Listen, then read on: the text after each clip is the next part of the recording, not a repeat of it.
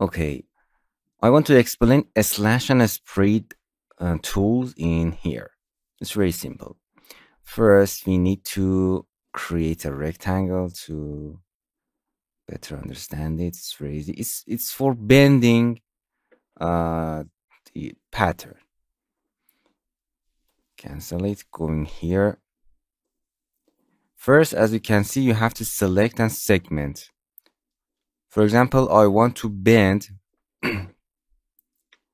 from this area. Just click, first click, and then second click. You can hold in shift to make it straight, and then second. And as you can see, we create an arrow here. It means, okay, I want to bend the one of these sides from this direction, from this base that you click. It's a pivot point. And then you have to select which part do you bend. I want to this part, and then click on this part. And as you can see, we click and just drag it. You don't need to click. Just drag it, and as you can see, based on this point, it will be bend. Nice.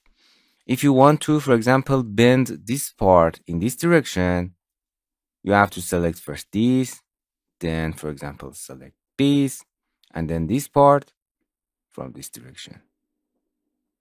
Or if you want to, the first click is very important. If you select here, then here, it's bend this part based on this first click that you done before, as you can see.